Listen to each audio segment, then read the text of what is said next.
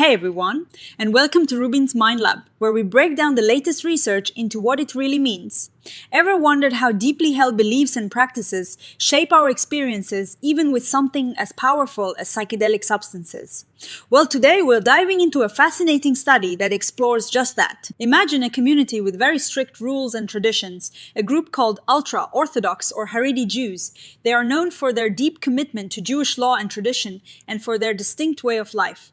Now, what happens when people from this very specific world decide to explore something like ayahuasca? A powerful plant medicine from the Amazon. That is the big question this research dives into.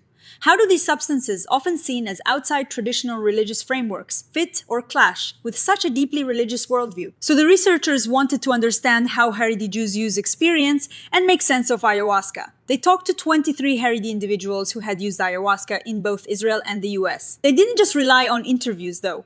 They also observed some ayahuasca ceremonies and even looked at religious texts and rulings to get the full picture. It's like putting together a puzzle with many different pieces. First off, they found that these Haredi ayahuasca ceremonies were not just typical Amazonian rituals. They were adapted. Think of it like this. They took the basic structure of an ayahuasca ceremony, but then they infused it with Jewish elements. They sang Jewish prayers, recited blessings, and even incorporated Jewish holidays. Some ceremonies were almost entirely Jewish in feel, while others were more of a blend, with some Amazonian traditions mixed in.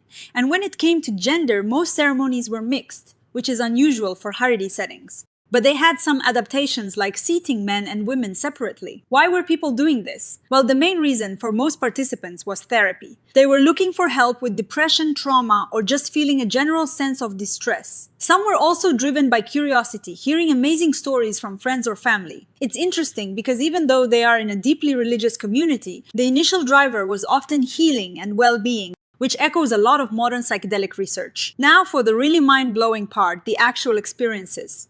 The researchers found that these experiences were incredibly rich with Jewish themes. Participants reported seeing visions of the ancient Jewish temple in Jerusalem, encountering biblical figures and famous rabbis from the past.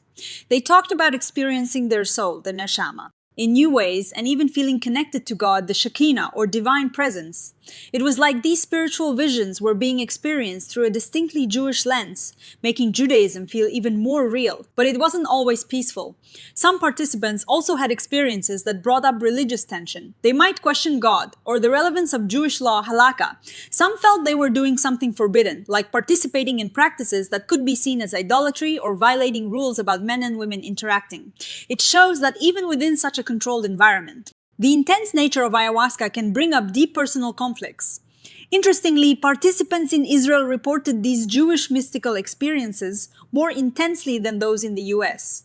The researchers think this might be because religious identity is a more charged and public issue in Israel. Looking long-term, many participants felt their connection to Judaism strengthened. They found prayer and religious texts more meaningful. Some even became more observant, praying more or studying more Torah. But it wasn't a simple, more religious story. About half of the participants also reported becoming more flexible in their religious practices, or feeling less obligated to follow rabbinic authority strictly. It seems ayahuasca prompted a more personal and experiential way of engaging with their faith, rather than just following rules. So how did they deal with all these tensions? They came up with some clever strategies. One big one was calling it medicine. By framing ayahuasca as a therapeutic tool, it opened the door for Jewish law to permit practices that might otherwise be forbidden, especially concerning health and healing. They also engaged in what the researchers call Koshering ayahuasca. This means making the whole experience religiously permissible. They adapted the rituals, the environment, and even the mindset to fit within Jewish traditions. For example, they might change the language or ensure certain prayers were said. They also sometimes framed the ceremonies as a special, temporary liminal space, almost like an operating room, where normal rules could be bent a bit for the sake of healing, but within a contained religious framework. This study is really significant because it shows how powerful and adaptable psychedelic experiences can be. It's not just about the drug itself, but how culture and deeply held beliefs shape everything. The Haredi community, with its strong traditions, actively worked to integrate ayahuasca into their lives, but not without challenges. They demonstrated that even within a highly conservative religious framework, there is a complex process of negotiation and adaptation.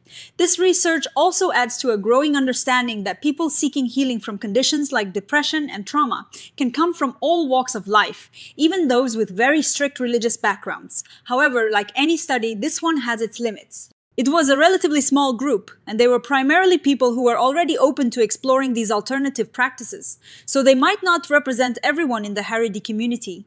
Also, the research was done in both Israel and the US, and there might be differences in how Haredi communities there approach things. Future research could definitely look at more specific groups within the Haredi world and use larger studies to confirm these findings. What this study ultimately shows us is that the human need for healing, spiritual exploration, and making sense of life's challenges can lead people to surprising places. It highlights how our cultural and religious frameworks provide the context for even the most profound experiences. It opens up fascinating questions about the future of psychedelics, especially in religious communities, and how these powerful tools might be understood and integrated in ways we might not have expected. It really makes you think about how our inner worlds and our outer traditions interact in such profound ways. If you found this exploration as fascinating as I did, please give this video a thumbs up, share your thoughts in the comments below, and don't forget to subscribe to RUBIN'S Mind Lab for more deep dives into the most interesting science. Well, see you in the next one.